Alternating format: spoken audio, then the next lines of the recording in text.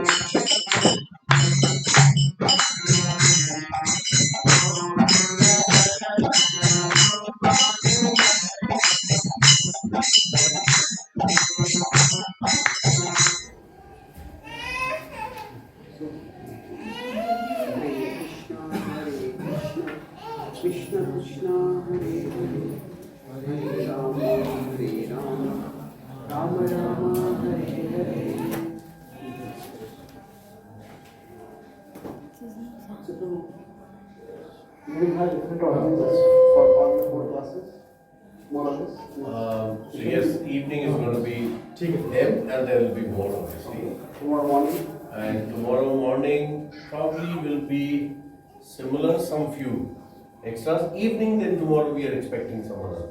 So different. I don't think we can have CDs then. No, series, yeah. Yes, yes.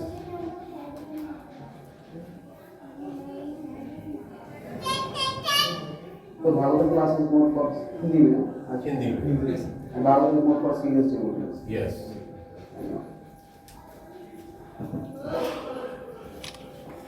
ओम ज्ञानस्य ज्ञानाञ्जनशलाकाय चक्षुरुन्मिलितं येन तस्मै श्रीगुरवे नमः।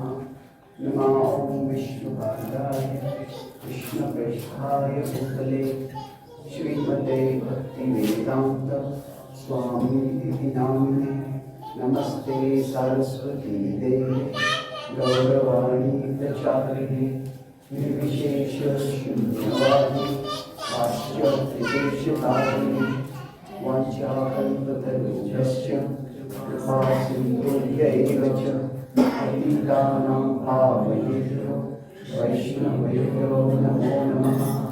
जय श्री कृष्ण चैतन्य प्रभु नित्यानंद श्री अद्वैत गदाधर श्रीवासादि गौर भक्तवृंद। हरे कृष्णा कृष्णा कृष्णा हरे हरे हरे राम राम राम हरे हरे।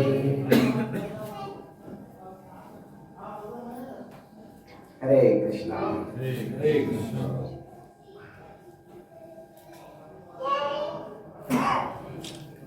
तो आज हम इसमें भागवत के आधार पर चर्चा करेंगे कि कैसे जब किसी भक्त के साथ कुछ बुरा होता है तो भक्त उसका प्रतिकार कैसे, उसका सामना कैसे करते हैं। तो टॉपिक होगा हमारा फेसिंग एडवर्सिटी, कि जब कोई किसी के साथ बुरा होता है तो उसका सामना कैसे करते हैं। तो हम 4 ऑप्शन देखेंगे यहाँ पे एक तरह से कि है खास करके एडवर्सिटी, कोई हमारे साथ बुरा करता है, अगर बुरा होता है पर हम कह सकते हैं इसको एडवर्सिटी नहीं है, एट्रॉसिटी है।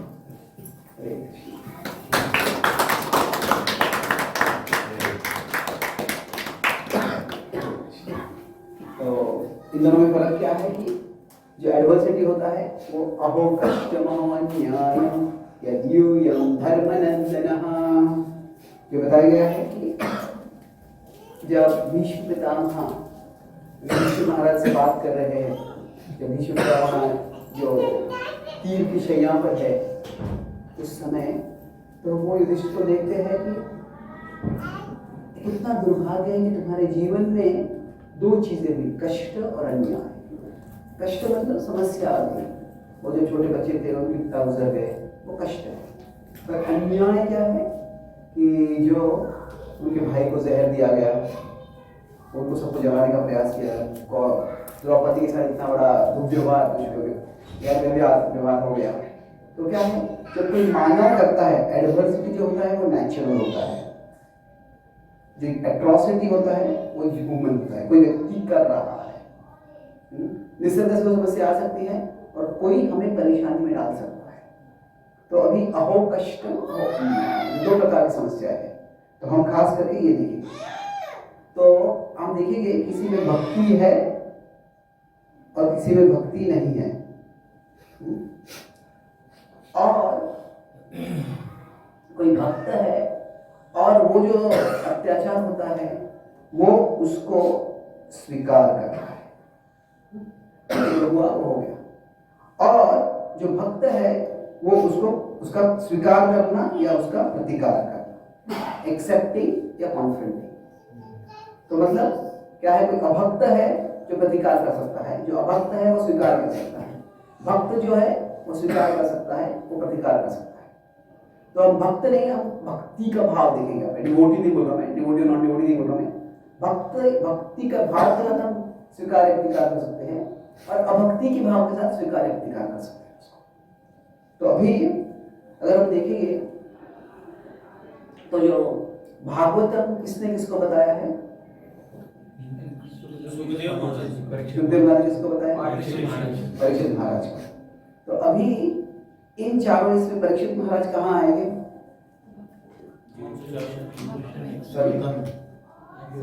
ये चार ऑप्शंस आपको समझ में आए, चार ऑप्शन जो यहाँ पे दिखाए हुए हैं, accepting with devotion, top right, exactly. तो यहाँ पे परीक्षित महाराज आएंगे। ये क्या होता है, उनके साथ अन्याय हुआ, उनकी गलती थी, बहुत छोटी सी गलती थी कि उन्होंने एक ऋषि का थोड़ा अनादर किया, पर वो भी परिस्थिति के कारण हो गया था।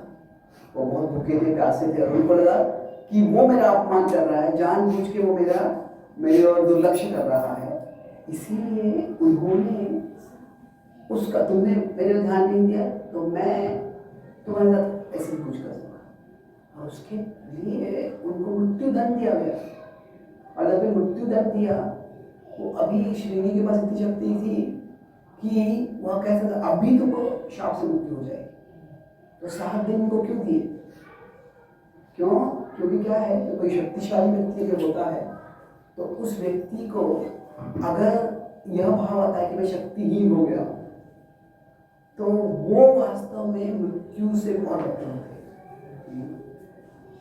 अमेरिका में एक मूवी आया रिसेंटली, एक वक्त भी बता रहे थे कि जो सुपरमैन कैरेक्टर जो था ना, उसको मेन जो portrait, famous portrait Christopher Reeves नाम का एक उसने किया था पोर्ट्रेट।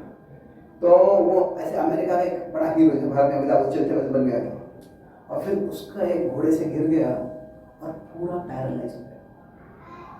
और जब वो उसको ट्राई किया, कुछ हुआ नहीं, और जब उसके ठीक होने की संभावना भी नहीं थी, तो तभी कुछ सर्जरी वगैरह हो गया, तो उसकी पत्नी उससे मिलने आई, और तभी होता था कि मैं बिल्कुल से एक बॉर्डर पे था, should I try to fight, कि मैं कुछ जीने का भी प्रयास करूं। तो क्या है कि जो एक बड़ा हीरो रह चुका है, जो बहुत तंदुरुस्त व्यक्ति है, उसको पूरा पैरालाइज हो गया। तो जैसे ही उसकी पत्नी उसके सामने आई, the first thing she said is I love you always. लेकिन अगर उसने ये जानकारी, मेडिकल जो डायग्नोसिस था वो सुन के थोड़ा भी हिचकिचाहट कर देती, तो मतलब मैंने फैसला कर लिया मैं जीने वाला नहीं। तो इट्स क्वाइट इंस्पायरिंग स्टोरी। बहुत कुछ उन्होंने फाउंडेशन वगैरह क्रिएट किया, उससे लोगों के ट्रीटमेंट के लिए वगैरह। बट क्या है कि जब किसी के जीवन में कोई समस्या आती है तो उस समय व्यक्ति बहुत ही एक वल्नरेबल परिस्थिति में होता है, खासकर कोई शक्तिशाली व्यक्ति है और शक्तिहीन बन गया है, जो ऐसे टीवी पे दिखा रहा है कि मैं हवा में उड़ता हूँ और अभी जमीन पे चल नहीं पा रहा, खड़े नहीं हो पा रहा। तो क्या है, वैसे परिस्थिति में जाना एक मृत्यु से भी बदतर परिस्थिति होती है। तो परीक्षित क्या था, तो श्रृंगी क्या करना चाहता था, परीक्षित को तुम महाराजा हो, तुम एक सम्राट हो, चक्रवर्ती जैसे हो, तुम सम्राट हो। उन्होंने हिंदी वर्ड को एम्परर सम्राट है, चक्रवर्ती एम्परर शहनशाह हो तो है, तो जो भी है ठीक है, चक्रवर्ती सम्राट हो तुम, और तुम्हारे नृत्य तुम्हारे सामने आ रहे, तुम कुछ नहीं कर सकते। तो वो परीक्षित महाराज को वो एक पावरलेसनेस में सफर करे वो पूछा था, इसीलिए 7 दिन भी तुरंत छात्रवृत्ति में सफर। तो अभी ऐसी परिस्थिति आती है तो परीक्षित महाराज क्या करते हैं, उसको स्वीकार करते हैं। तो भक्ति का भाव है, और जो अन्याय हुआ है उसका वो स्वीकार करते हैं। अभी ये एक आदर्श है एक तरह से, पर हम दूसरा एक भी देखते हैं कि परीक्षित और श्रृंगी देख सकते हैं यहाँ पे। जो भक्त है अन्याय हुआ है पर उसको स्वीकार कर रहा है, भक्ति के भाव का। तो वो श्रृंगी सोच रहा था कि ये तड़प तड़प के मरेगा, और वैसा बिल्कुल नहीं हुआ। उन्होंने क्या हुआ, भगवान का स्मरण किया, और वो कहने लगे यत्र सामृतृप्तस्य, इतना आनंद मिला था उनको, शुण्वतो नास्ति में अमृतम, ऐसे अलग अलग जगहों में भागवत में आता है, और वहां पे भी आते हैं, कहते हैं कि वो कानों से पी रहे विदुषिताश्रयम, इतना आनंद मिल रहा है उनको। तो क्योंकि भक्ति से उन्होंने स्वीकार किया तो कुछ दुख नहीं हुआ। तो अभी भक्ति से जब समस्या आती है तो हम उसको स्वीकार कर सकते हैं ना। इसके विपरीत अगर कोई कहता है कि प्रतिकार करते हैं, तो ये प्रतिकार भी भक्ति के साथ कर सकते हैं। अभी अर्जुन जो है वह कौरवों के खिलाफ, एक तरह से भगवान ने जो गीता बोली, अर्जुन तो बोले युद्ध क्यों करना है, ये तो हमारे रिश्तेदार ही है, वहां पर भीष्म द्रोण जैसे बड़े व्यक्ति है, उनसे कैसे हम झगड़ा कर सकते हैं, छोड़ दे। अर्जुन का ये भाव। पर भगवान ने पूरी गीता इसलिए बताई कि हे अर्जुन तुम प्रतिकार करो।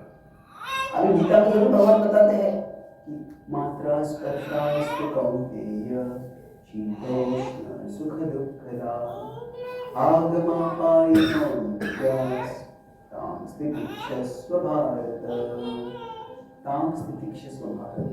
अब सहन करो। अभी सहन करने के लिए भगवान बता रहे हैं, पर क्या ये सहन करो का मतलब है पांडवों के बारे में इतना सारा अत्याचार किया है वो सहन कर लो, ये भाव नहीं है।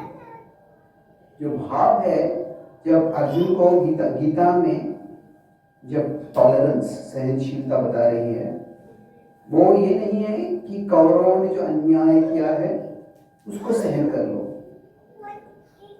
वो क्या है, अन्याय जो सहन करना है वो है कि डिफिकल्टी जो मुश्किल होगी in fighting against Bheeshma Drona and others. जो कथम भीष्मं सांख्ये द्रोणं च मधुसूदन येषु हि प्रतियोत्स्यामि पूजारावरिसूदन। कैसे मैं भीष्म द्रोण से युद्ध कर सकता हूँ? तो आचार्य बताते हैं कि अर्जुन का भाव है, हे कृष्ण क्या तुम अपने गुरु संदीपानि से युद्ध कर सकते हो? क्या तुम अपने दादा जो उग्रसेन उनसे युद्ध कर सकते हो? तुम कैसे मुझे कह सकते हो युद्ध करो? भगवान कह रहे हैं कि रिश्ते महत्वपूर्ण है, पर यहाँ पे धर्म और महत्वपूर्ण है। उन्होंने अधर्म का पक्ष लिया है, तुम्हारा धर्म है उनसे युद्ध करो।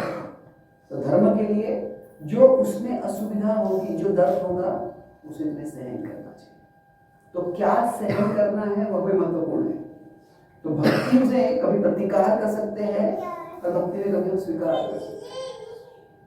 तो मैं जब ऑस्ट्रेलिया में था तो मैं इस सहनशीलता पे लेक्चर दे रहा था, और तभी एक भक्त उस मंदिर में आते हैं और वो बुद्धिमान लगते हैं, अच्छा क्लास सुनते हैं, अच्छे सवाल पूछते हैं, अच्छे कमेंट्स भी देते हैं क्लास के बाद, ये पॉइंट अच्छा लगा, ये पॉइंट डेवलप कर सकते हैं। तो वो दिन थोड़ा देर से आए थे, पीछे बैठे थे। तो फिर वो क्लास के बाद बोले मुझे कि आपका क्लास बहुत अच्छा था। नॉर्मली आपके क्लास से मुझे सोचने को मिलता है बहुत कुछ, पर आज आपके क्लास में जो क्लास प्रैक्टिस करने को मिली। बोला क्या मतलब है इसका? मेरा सहनशीलता पे क्लास था उसका मतलब जो मेरा क्लास सहन करने का प्रैक्टिस उनको मिल गया। तो मेरा क्लास इतना खराब था कि वो उनको सहन करना पड़ा वो क्लास, और वो सहन कर लिया उन्होंने।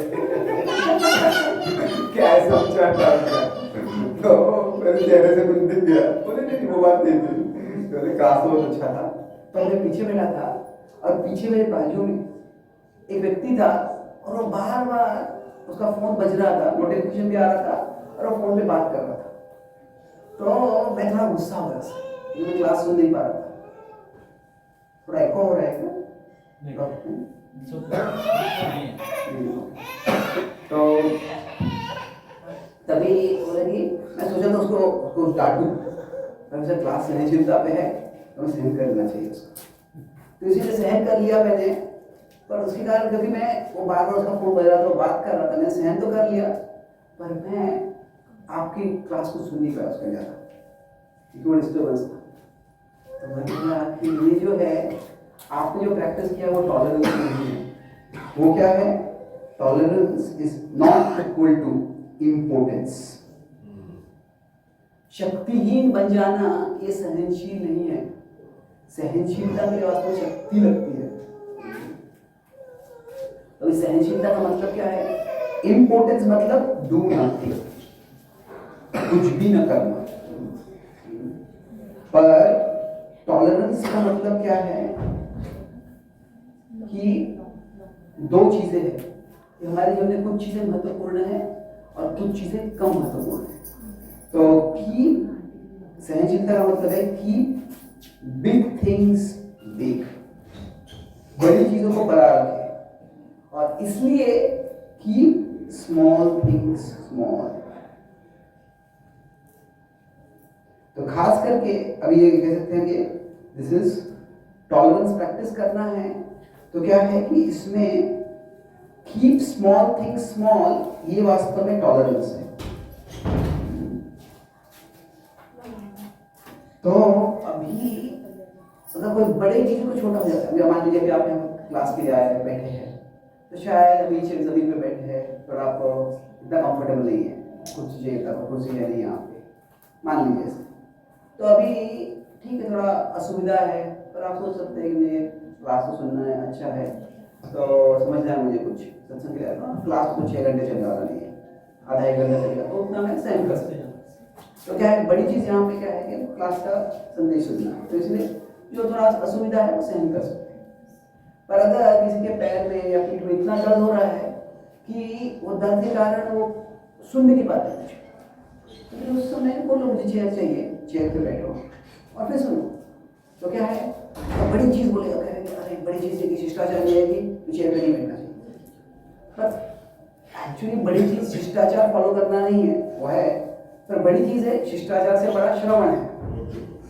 श्रवण करना और महत्वपूर्ण है। तो फिर क्या है कि कौन सी चीज़ बड़ी है और कौन सी चीज़ छोटी है, ये समझने के लिए वास्तव में इंटेलिजेंस लगता है। तो बुद्धि से तो सहनशीलता के पहले बुद्धि जरूरी है। इसीलिए अगर भगवद गीता में देखते हैं तो पहले 2.13 आता है, फिर 2.14 आता है। 2.13 क्या है? देहिनोस्मिन् यथा देहे, कि वास्तव में आप शरीर नहीं हो, आप आत्मा हो। तो ये भगवान बुद्धि दे रहे हैं, और फिर उसके बाद में सहनशीलता बोल रहे हैं। तो tolerance without intelligence is importance, कि अगर हम बुद्धि के बिना सहनशीलता दिखा रहे हैं तो क्या है, वो मूर्खता है, वो शक्तिहीनता है। टॉलरेंस विदाउट इंटेलिजेंस, ये क्या है? ये इम्पोर्टेंस है कि मैं सहन कर रहा हूँ, क्यों सहन कर रहा हूँ। मान लीजिए अगर आप किसी ऑफिस में नौकरी करते हैं और वहाँ पे जो बॉस है थोड़ा खड़ूस है, थोड़ा परेशान करते रहता है, पर मान लीजिए वहाँ पे आपको अच्छा पैसा मिल रहा है, अच्छा आप सीख रहे हो वहाँ से आप, तो अभी आपके लिए बड़ी चीज़ क्या है कि वो आपको पैसा मिल रहा है, आप सीख रहे हो। छोटी चीज़ कहती है बहुत इतना अच्छा बर्ताव नहीं करता है, तो उसको सहन कर लीजिए।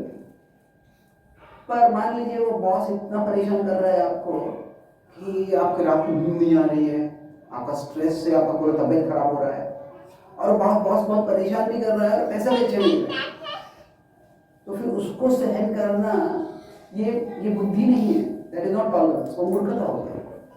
तो कुछ तो हमारा पर्पस सर होना चाहिए। तो क्या है कि अभी यहाँ पे हम देखा ये टॉलरेंस पे हमारा लेक्चर नहीं है आज, लेक्चर जो है टॉपिक पे है कि कैसे हम समस्या का सामना करें, खास करके समस्या का नहीं, कोई और व्यक्ति हम पे समस्या ला रहा है, कोई अत्याचार कर रहा है, कोई अन्याय कर रहा है, कोई हम परेशानी की बात नहीं करें, कोई हमें परेशान कर रहा है तो उसको सामना कैसे करें। तो हम देखा कि भक्त हो और अभक्त है। तो अभी भक्ति नहीं है और व्यक्ति प्रतिकार कर सकता है या स्वीकार कर सकता है। तो अभी इसके उदाहरण है, भक्ति नहीं है और स्वीकार किया, वो उदाहरण है धृतराष्ट्र। और भक्ति नहीं है और प्रतिकार किया, सॉरी कॉन्फ्लिक्टिंग यहाँ पे है,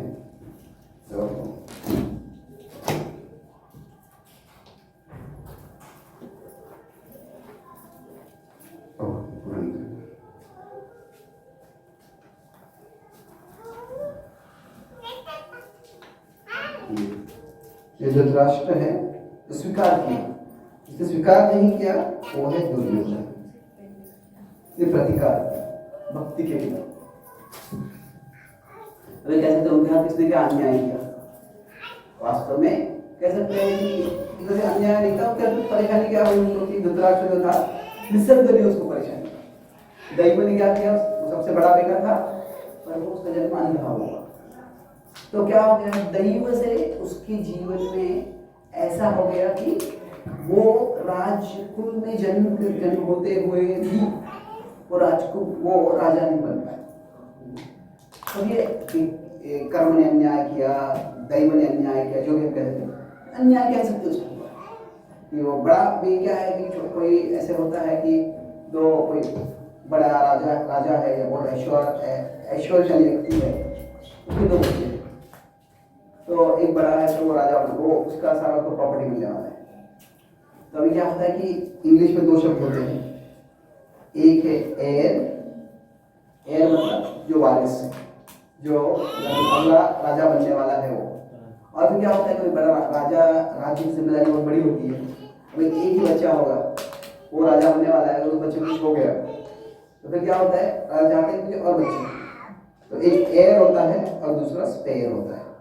तो स्पेयर का मतलब क्या है, जैसे हम गाड़ी चला रहे होते तो पीछे एक स्पेयर टायर रखते हैं, गाड़ी पंक्चर हो गया तो रखा हुआ स्पेयर। तो क्या होता है, ये जो स्पेयर की जगह होती है ना, वो बहुत फ्रस्ट्रेटिंग होती है।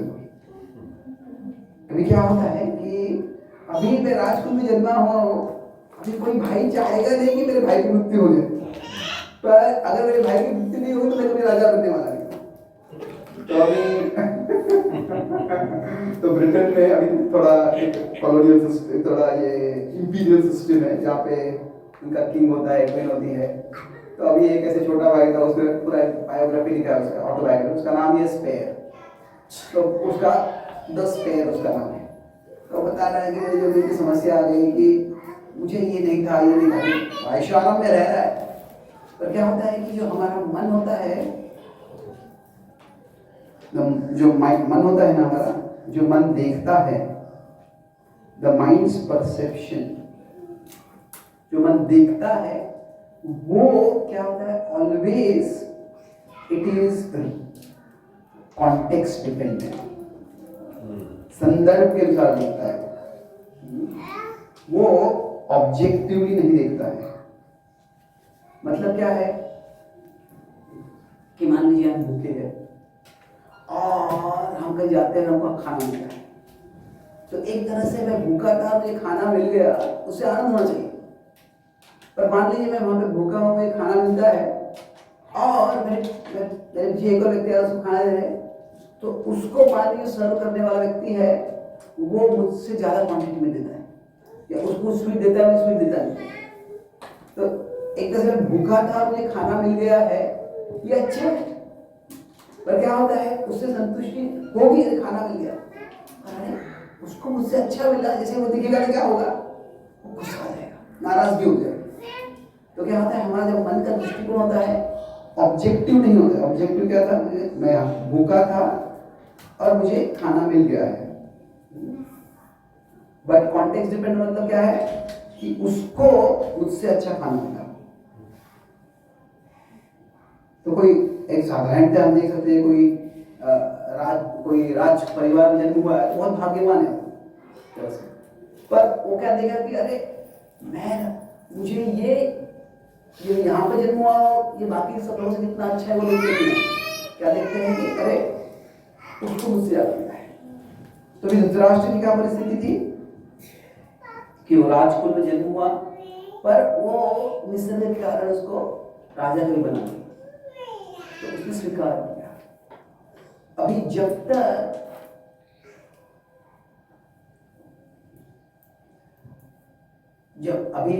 जब पांडु राजा था, तो महाभारत में जहां तक वर्णन आता है, ऐसे कहीं भी कुछ वर्णन नहीं है कि धृतराष्ट्र का कि पांडु के प्रति कोई ईर्ष्या थी।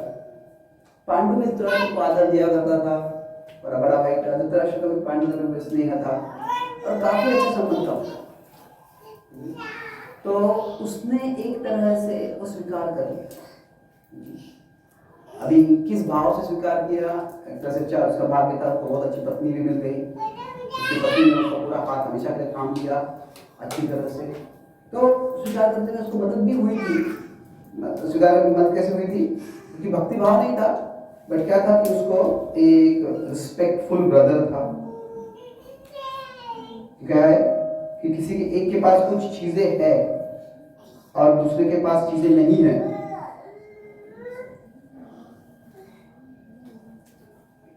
तो क्या होता है कि किसी एक भाई के पास बहुत ऐश्वर्य धन संपत्ति है। एक बार के घर में था इंग्लैंड में, तो वो बता रहे थे कि मेरा भाई यहाँ पे आ रहा है मुझे मिलने को। तो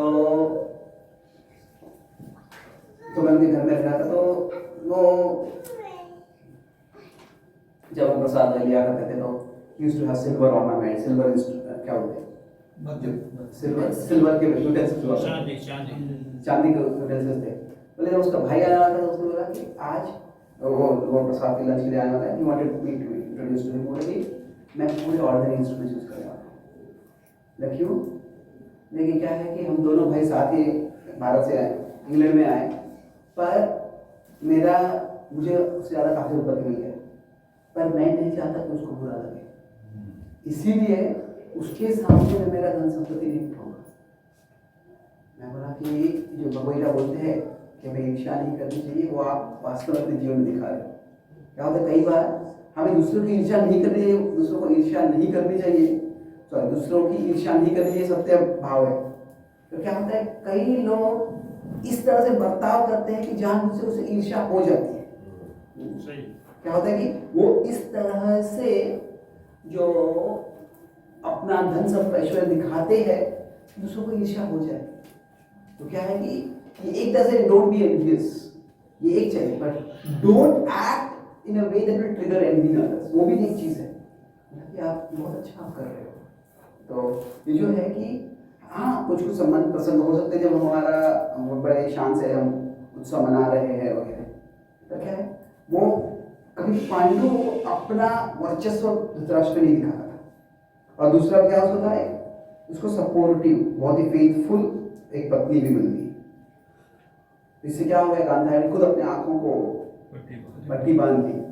तो अभी वो सही किया गलत किया वो बात अलग है। अगर वो कोई साधारण स्त्री है और वो ऐसे कर लेगी, वो रानी थी इसलिए उसके बहुत से सेवक थे जो सारा काम कर सकते थे। कोई साधारण स्त्री वैसे कर लेगी तो घर का काम कौन करेगा, मेरा पति अच्छा है, मैं भी अंतिम में क्या करूँगा। तो क्या है, शास्त्र से बताया जाता है वो प्रिंसिपल इंपॉर्टेंट है। वैसे ही एग्जैक्टली सबको करना ऐसे नहीं है, पर पॉइंट है कि वो उसको ठीक है, बड़ा अन्याय हुआ पर सपोर्ट था, उसको तो स्वीकार कर। पर क्या है, जब भक्ति अगर नहीं है और हम जो हुआ है वो स्वीकार भी कर लेते हैं, तो थोड़ा सा तो कहीं ना कहीं क्या होता है, रिजेंटमेंट रहता है। तो रिजेंटमेंट मतलब क्या होता है कि थोड़ा घृणा रहती है, ऐसे क्यों हम ऐसे करते? तो अभी महाभारत का वर्णन हम देखते हैं तो क्या होता है एक्चुअली कि धृतराष्ट्र का एक ऐसे चरित्र दुर्योधन के जन्म के बाद बदल जाता है। तब तक उसको कोई ईर्ष्या नहीं होती, और जब पांडु कहते हैं कि मैं अभी जंगल जा रहा हूँ, मैं थोड़ा वानप्रस्थ से चलना चाहता हूँ, तो धृतराष्ट्र एक केयरटेकर राजा बन जाते हैं। भीष्म सब कुछ संभाल रहे होते, विदुर भी कुछ संभाल रहे होते हैं, और तब तक धृतराष्ट्र की कोई आसक्ति या बुरी प्रवृत्ति नहीं दिखती है। पर जैसे ही दुर्योधन का जन्म हो जाता है तो क्या होता है, उसकी आसक्ति दुर्योधन से बहुत बढ़ जाती है, और अभी जो दुर्योधन है वो स्वीकार करने के तैयार नहीं है। क्या होता है कि जब जन्म होता है सारे अगले पीढ़ी का, तो एक तरह से जो द्रौपदी है वो गर्भवती पहले हो जाती है। अभी यहाँ पे द्रौपदी जो है वो राज्य में है, हस्तिनापुर में है, और जो पांडु है वनवास में। पांडु को पता नहीं है कि गांधारी गर्भवती हो गई, सॉरी, तो वो पता नहीं है। तो पांडु सोचने लगता है कि अभी क्या करें हम, मैंने तो उसको एक श्राप मिल गया होता है किसी की, वो अपने पत्नी के साथ नहीं रह सकता है, संग नहीं कर सकता है।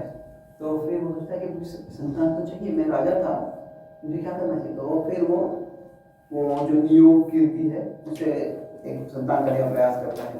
तो कुंती बोलती है कि मैं देवताओं को बुला सकती हूँ, तो वो देवताओं को बुलाती है और कुंती गर्भवती हो जाती है। तो कुंती का तो एक तरह से गांधारी पहले गर्भवती होती है, पर गांधारी की डिलीवरी बहुत देर से होती है, और जो कुंती है बाद में गर्भवती होती है, पर उसकी डिलीवरी पहले हो जाती है।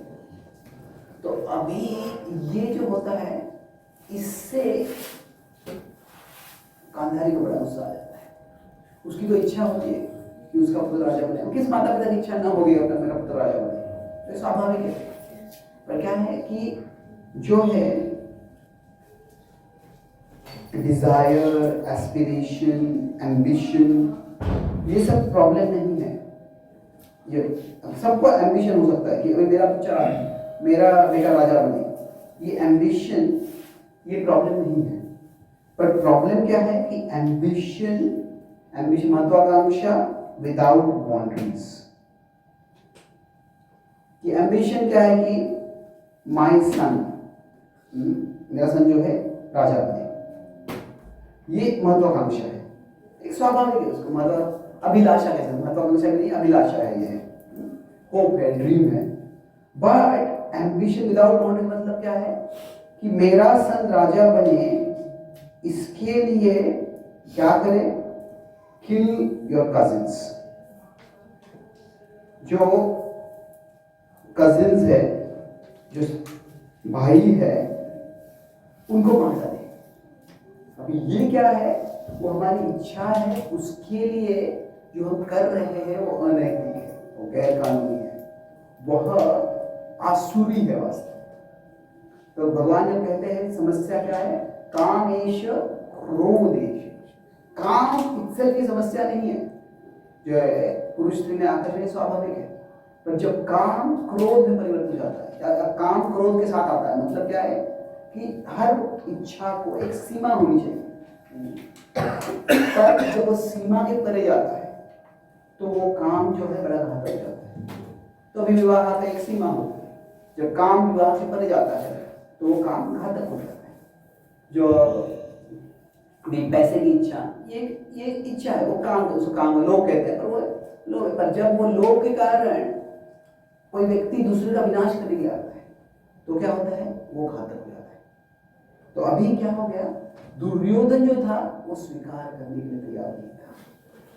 तो अभी दुर्योधन यहाँ पे हो जाते हैं, तो उसको, उसकी दोनों में भक्ति नहीं थी, पर दुर्योधन में जो भक्ति नहीं थी वो अपने पिता के समान स्वीकार करने को तैयार नहीं था। तो दुर्योधन का क्या हो गया, दुर्योधन और वो विलन बन गया एक तरह से। और क्योंकि इन दोनों में संबंध था तो क्या हो गया, दुर्योधन जो था वो एक तरह से एक्टिव विलन था, और जो पिता धृतराष्ट्र थे वो क्या था, पैसिव या कंसेंटिंग विलन कह सकते हैं। ऐसे विलन जो खुद बुरा नहीं कर रहे हैं पर बुरा होने से रोक नहीं रहे हैं, बुरा हो रहा है उसको देख रहे हैं, और कभी कभी क्या है कुछ नहीं बोलना, यह भी सहमति होती है, मौनम सम्मति लक्षण जैसे कहा गया। तो क्या होता है, silent will, silent will, yes, इसको तो साइलेंट कंसेंट भी कहते हैं इसको। तो जो साइलेंट कंसेंट देते हैं तो इससे क्या होता है, अभी दोनों में भक्ति नहीं है, तो इसलिए जो हुआ उसमें कोई बड़ी योजना, बड़ा पिक्चर ये देख नहीं पाते। तो क्या है कि डिवोशन मतलब केवल हरे कृष्ण महामंत्र का जप करना या मंदिर में आकर पूजा करना, ये नहीं है। डिवोशन जो हम कहते हैं, डिवोशन का इस संदर्भ में अर्थ क्या है, devotion is C the bigger picture, कि जो मेरे साथ हुआ है वो अत्याचार है, वो अच्छा नहीं है, बुरा है, पर इसके पीछे शायद कोई बड़ी योजना हो सकती है, इससे पीछे इससे और कुछ बड़ा हो सकता है। तो वो बड़ा क्या है वो मुझे देखना है, और फिर उसमें मुझे सहयोग कैसे करना है। तो अभी दोनों परीक्षित और अर्जुन क्या देखते हैं कि हमारे साथ जो हुआ है उसके पीछे कोई बड़ी योजना है। परीक्षित क्या देखते हैं, योजना क्या है कि भागवतम बोला जाए, भागवतम मैनिफेस्ट हो जाता है। और अभी हम देखते हैं अर्जुन क्या है, अर्जुन के लिए धर्म एस्टैब्लिश होता है।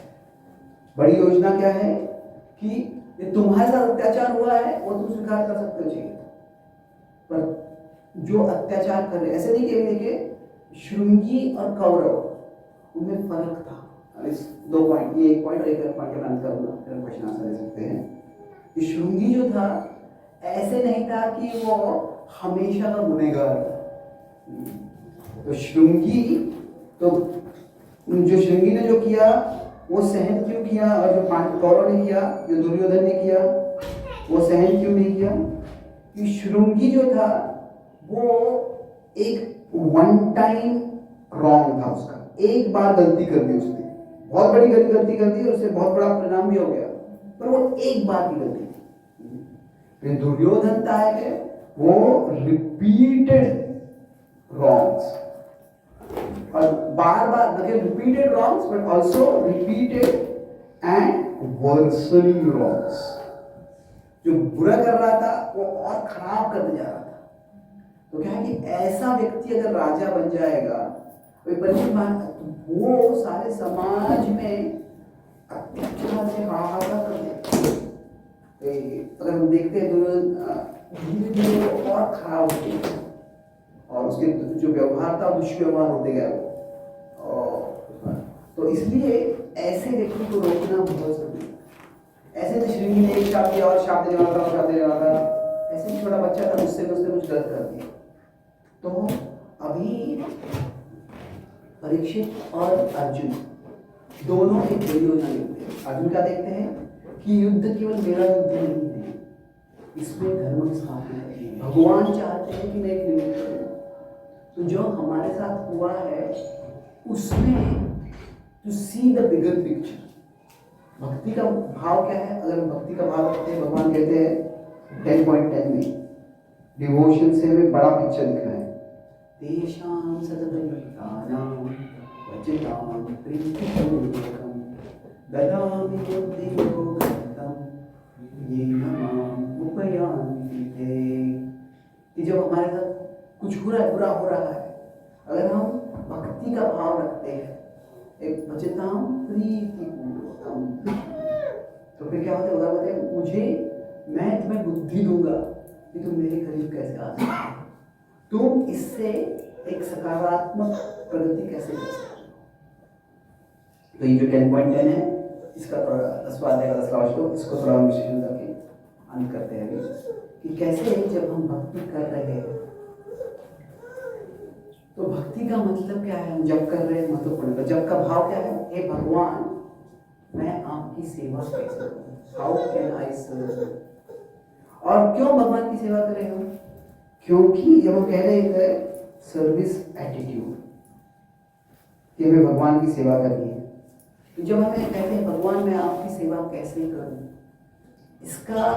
इसका एक इम्प्लिसिट है, इसमें बिना बोले कही जाती बात है कि भगवान your plan is always working, कि आपकी कुछ योजना हमेशा चल रही है। और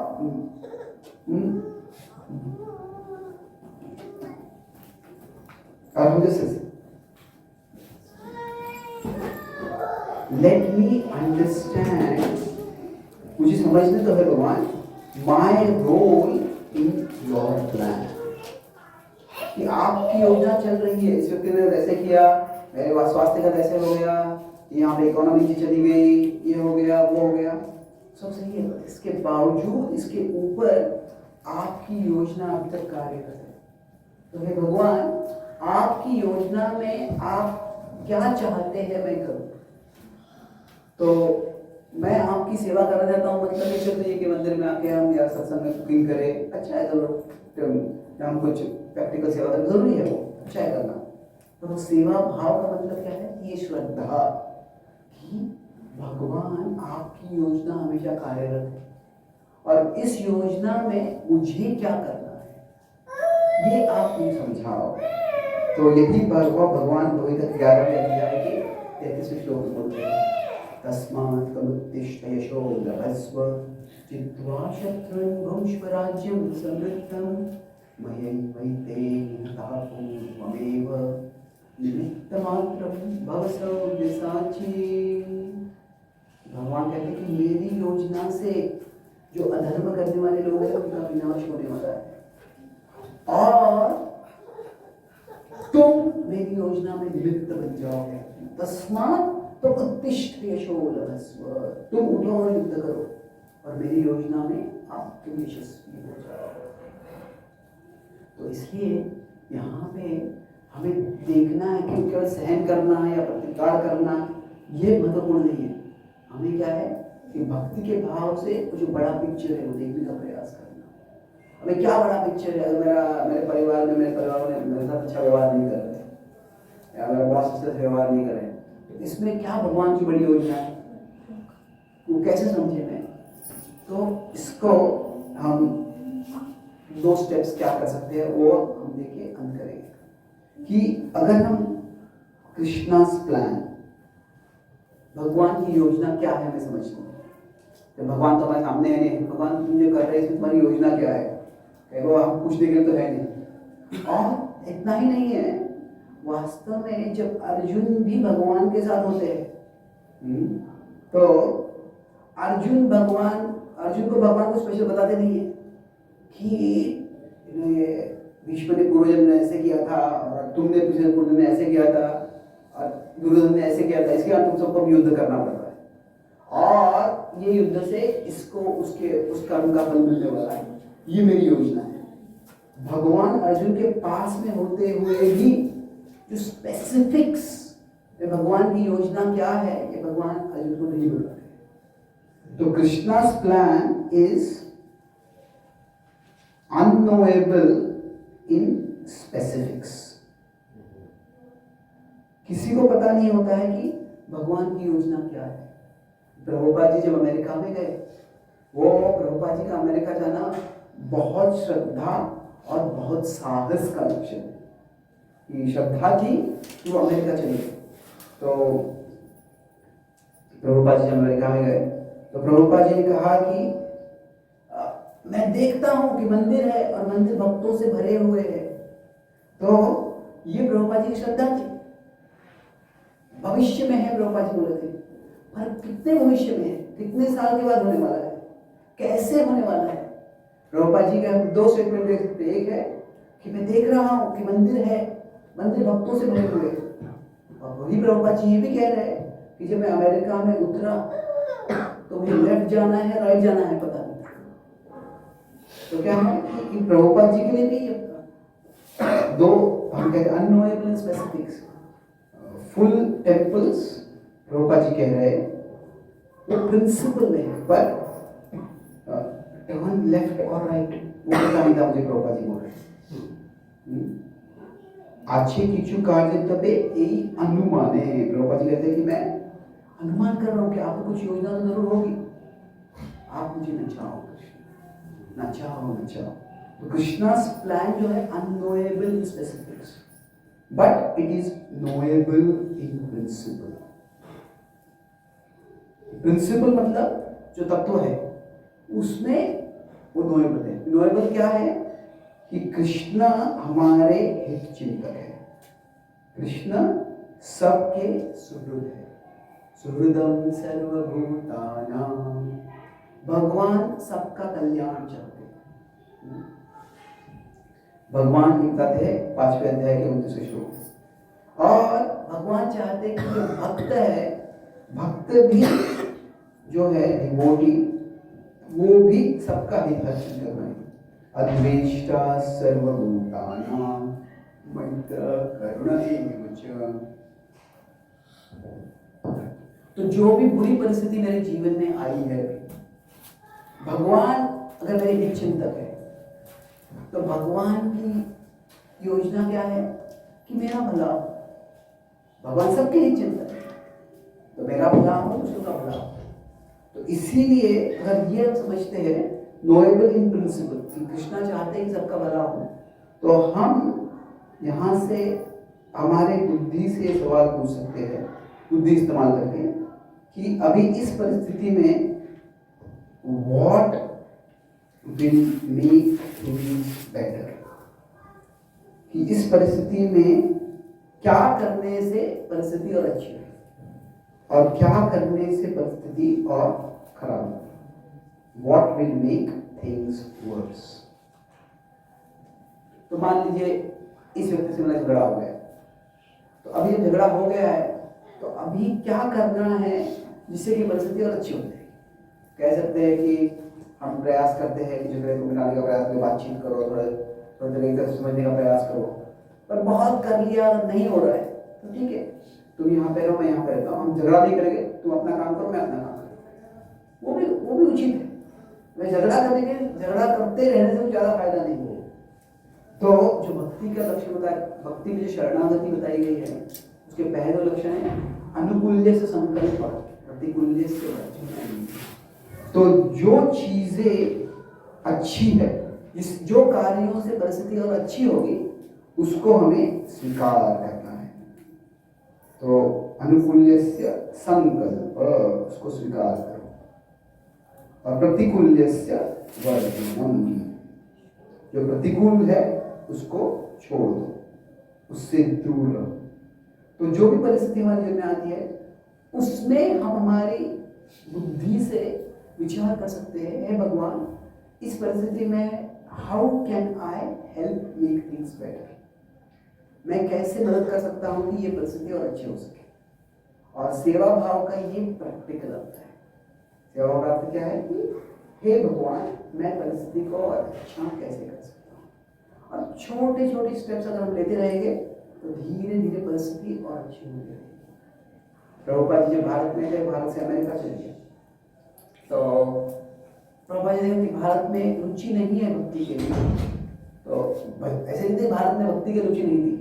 क्या था कि philosophical explanation of devotion in English, उसकी भी रुचि नहीं थी भारत में। क्या था, अगर आप 1960 1950 में देखते हैं तो उस समय सत्संग बहुत हुआ करते थे। उस समय रिलीजियस हिस्ट्री देखते तो बहुत लोग सरकार धर्म के प्रति अनुकूल नहीं थी, वो तो सोशलिस्ट राज्य था, पर ऐसा नहीं कि सब लोग धर्म ही लोग थे। तो प्रभुपाद जी क्या, इंग्लिश एजुकेटेड लोग खासकर जो बुद्धिमान लोग हैं, उनको भक्ति एक भावनात्मक स्तर पे हो सकती है, भक्ति एक तत्वज्ञान के आधार पर हो सकती है। तो प्रभुपाद जी फिलोसॉफिकल डिवोशन, प्रभुपाद जी कथाकार नहीं थे, कथा बोला करते थे, मैंने भागवत का तात्पर्य लिखा हुआ है, पर प्रभुपाद जी कथाकार नहीं थे, वो एक फिलोसॉफी टीचर थे। प्रभुपाद जी लंबी कृष्ण लीला नहीं बताते थे। तो कहता कि उस प्रकार के प्रीचिंग के लिए भारत में ऑडियंस नहीं। प्रभुपाद जी ने क्या किया, ठीक है ये नहीं हो रहा है तो क्या कर, अनुकूल्य से संकल्प, तो मैं परदेश जाता हूँ। मुझे वैसे बताया तुम इंग्लिश उच्चार करो, परदेश में जाओ, तो मैं वही करता हूँ। तो हर परिस्थिति में जो अनुकूल है वो हम करते रहते हैं। तो फिर धीरे धीरे क्या होगा, जो परिस्थिति है वो भगवान की योजना से और अच्छी हो जाएगी।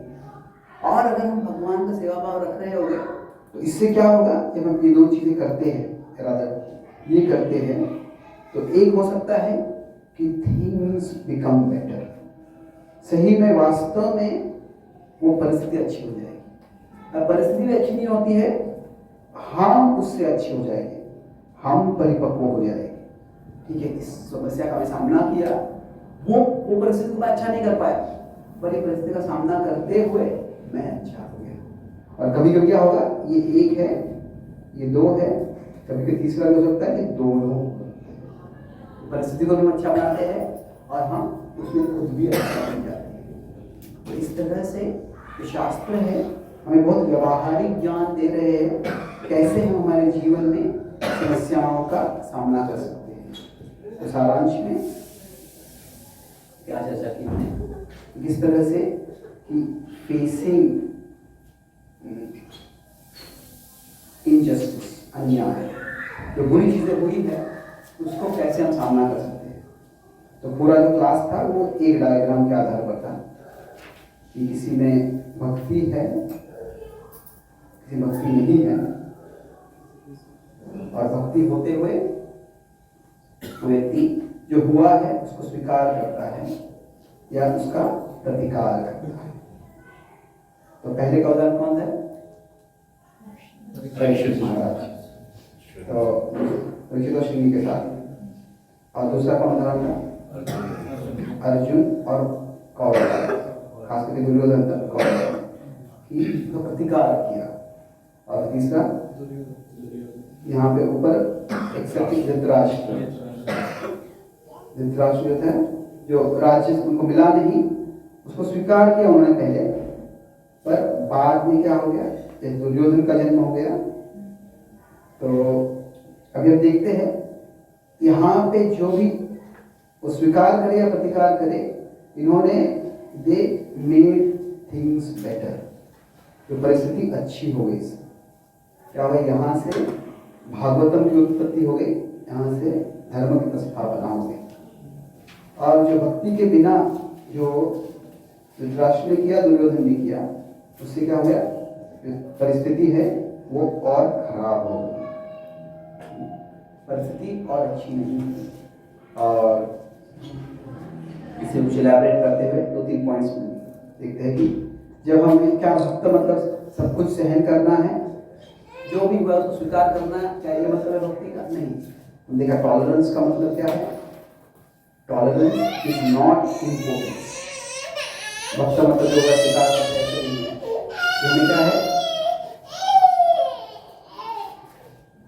कि हमें इंटेलिजेंस से समझना है कि क्या बड़ी चीजें हैं और उनको बड़ा रखना है, क्या छोटी चीजें हैं उनको छोटा रखना है। और छोटी चीजों को छोटा रखना जो है, कीप स्मॉल थिंग्स स्मॉल, उसको टॉलरेंस कहते हैं। तो इसके लिए पहले बुद्धि जरूरी है। 2.13 पहले आता है और फिर 2.14 आता है। पहले बुद्धि आएगी, फिर सहनशीलता आती है, नहीं तो फिर वो क्या होता है, वो नपुंसकता हो जाएगी, वो शक्तिहीनता हो जाएगी। और फिर उस तरह से हमने देखा कि किस तरह से जब हम भक्ति कर रहे हैं, तो जब कोई व्यक्ति जब स्वीकार नहीं कर पाता है, तो डिवोशन का मतलब क्या है, एक है कि रिमेंबर कृष्णा, भक्ति का स्मरण करो, बट उसका एक प्रैक्टिकल मतलब क्या है, सी the bigger picture, C the bigger plan. जो मेरे साथ जो हुआ है वो बुरा है, तो इसके बावजूद भगवान की योजना है, और भगवान की योजना में see the bigger plan and see our role in that plan, कि भगवान आप क्या चाहते हैं मैं करूं। और यह समझने के लिए क्या करना है, हमें देखना है कि how can I make things better, कि मैं क्या कर सकता हूँ। सेवा भाव का मतलब यह है कि मैं क्या कर सकता हूँ जिससे कि परिस्थिति और अच्छी हो जाए। और ऐसा अगर हम कार्य करेंगे तो 3 संभावना है एक तरह से, कि थिंग्स, चीज़ें अच्छी हो जाएगी, हम अच्छे हो जाएंगे और अच्छे जगह या दोनों हो सकता है। और इस तरह से जो भक्ति का भाव है उससे जब व्यक्ति कार्य करता है तो हमेशा वो जीवन सकारात्मक दिशा में ही रहता है। बहुत बहुत धन्यवाद। Hare Hare Krishna. Beautiful. Oh, wonderful session, but not wonderful understanding. Why? We still do not know where we stand. We stand with the right thing or we stand with the wrong thing. क्या That is the situation I'm talking about. When I am at the crunch. Crunch means I have to decide, but I am not in position to decide like that. कैसा होता है कि ये जगत में तो हम जब फैसला कर रहे होते हैं तो क्या मैं सही परिस्थिति में हूँ, मैं जो कर रहा हूँ वो सही है या नहीं वो पता नहीं है, वो इस परिस्थिति कुछ फैसला तो करना है, क्रंच में है अभी। तो अभी क्या है कि ये जगत ऐसे होता है कि हमें कोई गारंटी नहीं होती कि हम जो कार्य करने वाले सही होगा। तो ये कह सकता है कि युधिष्ठिर ने जब दुर्योधन धृतराष्ट्र ने बुलावा दिया कि युवा खेलने आ जाओ, क्या युधिष्ठिर को स्वीकार करना चाहिए था? क्या युधिष्ठिर नहीं बोल सकता था? युधिष्ठिर स्वीकार क्यों किया? इसे स्वीकार किया क्योंकि वो उसके पिता के समान थे, वो वरिष्ठ थे, का आदर करना चाहता था वो। और उसके पहले ही व्यासदेव ने उनको बताया था कि अभी एक बहुत बड़ा युद्ध होने वाला है और युधिष्ठिर सोचा और युद्ध के बाद तुम राज्य में ऐसे प्रस्तावित हो जाओगे। युधिष्ठिर ने सोचा कि अभी मैं युद्ध नहीं करना चाहता, युद्ध को टालना चाहता हूँ। युद्ध क्यों होता है उन्होंने विचार किया, जो विचारधारा थी वो वास्तव में बहुत नई विचारधारा थी। वो कहते हैं कि कॉन्फ्लिक्ट्स जब जब जब अभी वॉर होता है, वॉर क्यों होता है? जो कॉन्फ्लिक्ट्स है जब वो अनरिजॉल्व रहती है, जब कोई कॉन्फ्लिक्ट्स कोई मतभेद होते हैं उसको अगर छुड़ा नहीं सकते तो उसे युद्ध होता है। कॉन्फ्लिक्ट्स अनरिजॉल्व क्यों रहते हैं? क्योंकि जो जो रिजोल्यूशन होता है, जो कोई कोई कोई हल करने का प्रयास करता है, वो रिजोल्यूशन नॉट एक्सेप्टेड। कोई यूक्रेन और रशिया में युद्ध चल रहा है तो कोई बीच में आता है कि तुम ऐसे करो ऐसे करो, इजराइल और हमास में युद्ध चल रहा है तो तुम ये करो, वो स्वीकार नहीं करते। वे स्वीकार क्यों नहीं करते हैं? क्योंकि डिसरिस्पेक्ट टुवर्ड अथॉरिटी। कि अगर मान लीजिए अमेरिका अथॉरिटी है नहीं, बात अलग है, तो मान लीजिए अमेरिका अथॉरिटी और ऐसे हमारा और इजराइल दोनों अमेरिका को रिस्पेक्ट करते हैं तो अमेरिका बोलती है ऐसे करो, स्वीकार करें। तो ट्रम्प वही कह रहा है कि अमेरिका से मैं अमेरिका का शक्ति लेकर सबको चुप करूंगा, कर पाएगा नहीं कर पाएगा पता नहीं हो। पर फिर युधिष्ठिर सोचते हैं कि जो अथॉरिटी है उनकी बात अगर स्वीकार करेंगे तो जो झगड़े हैं और बढ़ेंगे। इसीलिए वो सोचते हैं कि धृतराष्ट्र एक अथॉरिटी की तरह उनकी बात भी सुननी चाहिए। क्या है कि जो अथॉरिटी है उसकी वृत्ति क्या है ये भी देखना चाहिए। तो उस समय ने वो फैसला किया, एक आध्यात्मिक दृष्टि देखे, भक्ति के दृष्टि देखेंगे तो क्या भक्ति के भाव का उन्होंने किया था और भगवान की योजना उससे क्या हुआ कि द्रौपदी के वस्त्र में कैसे भगवान का संरक्षण किया, भगवान की योजना उससे आगे बढ़ी। पर एक नैतिक दृष्टि से देखेंगे तो वो एक ऐसा पहला था, शायद वो क्वेश्चन कर सकते थे। तो क्या है कि इस जगत में हम जो कार्य कर रहे हैं इसको गारंटी नहीं कह सकता है कि वो कार्य सही नहीं होगा, तो हम क्या कर सकते हैं? तो डिसीजन मेकिंग जो होता है जब हम फैसला कर रहे हैं तो डिसीजन मेकिंग का समय है कि द नीड फॉर सर्टेनिटी। अगर ये रखेंगे मुझे कन्विक्शन चाहिए, सर्टेनिटी चाहिए कि यही चीज मेरे लिए सही है, तो वो कभी नहीं आएगा, वो कभी नहीं आएगा, सर्टेनिटी कभी नहीं आएगी। कभी कभी किसी मेरे गुरु ने आदेश दिया ये करो, गुरु ने भी आदेश दिया होगा, क्या उसके बाद समस्या नहीं आ सकती है? द्रौपदी गुरु ने उनको बोला था कि आप प्रदेश में जाओ, तो प्रदेश में जाते द्रौपदी जी को हार्ट अटैक हो। तो क्या है कि द्रौपदी की अपने गुरु की श्रद्धा थी, उसके बाद द्रौपदी खुद ही जिम्मेदारी ले करने वाला। So if we don't have need, we can't have certainty, तो क्या कर सकते हैं? डिसीजन मेकिंग में क्या कर सकते हैं? कल्टीवेशन ऑफ क्यूरियोसिटी, कि मैं जिज्ञासु रह सकता हूँ कि ठीक है, मैं अभी क्यूरियोसिटी में जानना चाहता हूँ, मेरे बुद्धि से मैं अभी समझता हूँ कि ये परिस्थिति ऐसी है और इस परिस्थिति में मुझे भी ऐसे करना चाहिए। मान लीजिए अगर ये नौकरी छोड़ के मुझे नौकरी करनी है, इस व्यक्ति से विवाह करना है, ये करना है, अभी कोई भविष्य, कोई भी भविष्य में नहीं देख सकता है कि क्या होने वाला है।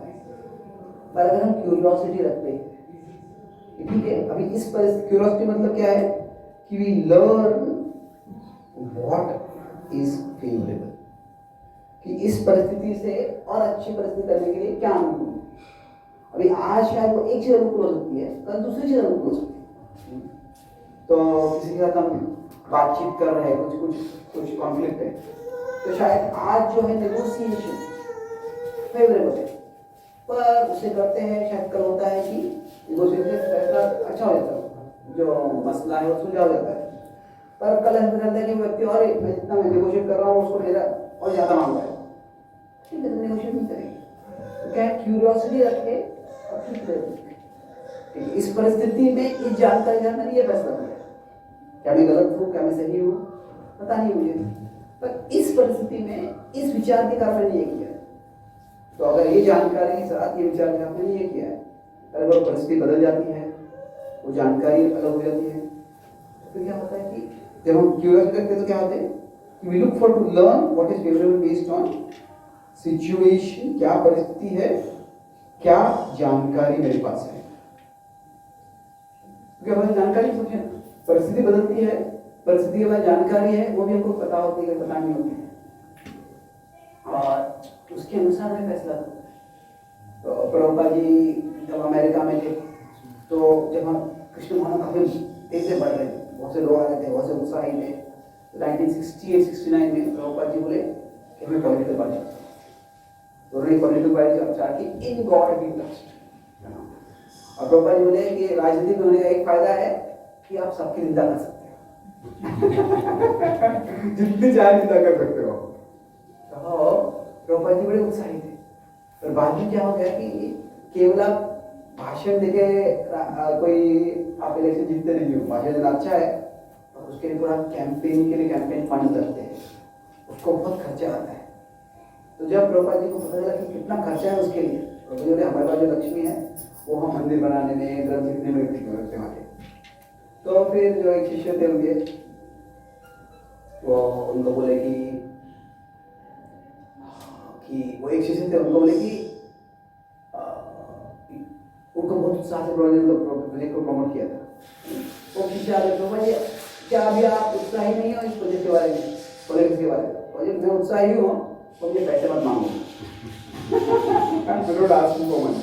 तो इसका मतलब क्या है कि जानकारी जब मिली किसी कितना नशा और प्रोजेक्ट ये फैसला नहीं करना है हमको।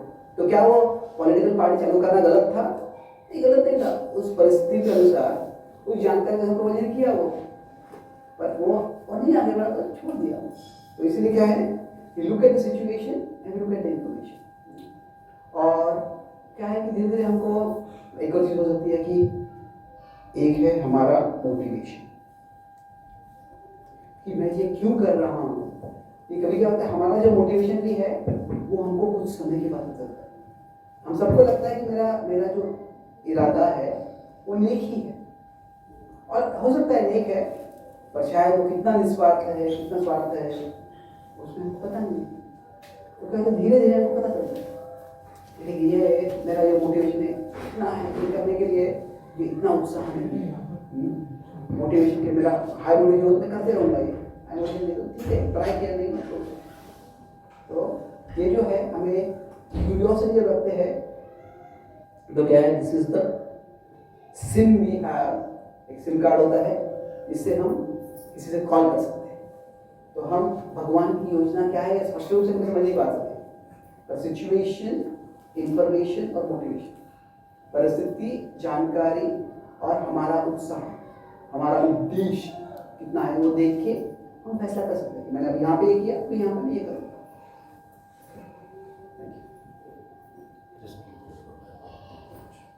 Situation, information and Motivation. Motivation.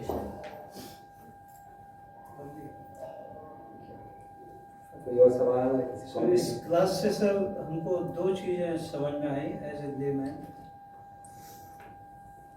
First, Ankulas Sukratulas means you got to surrender to the Lord. There is no other way. That is the one. Two, service attitude.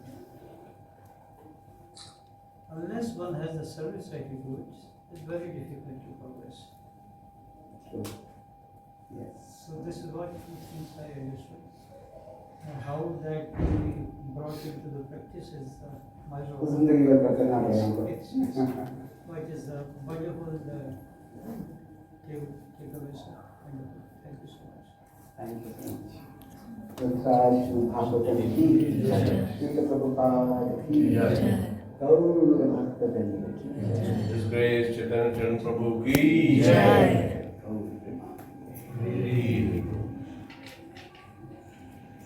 His Grace Sri Raskira Prabhupada Das ki jai. Is everything is happening? Prabhuji is coming. Making the program is because of him.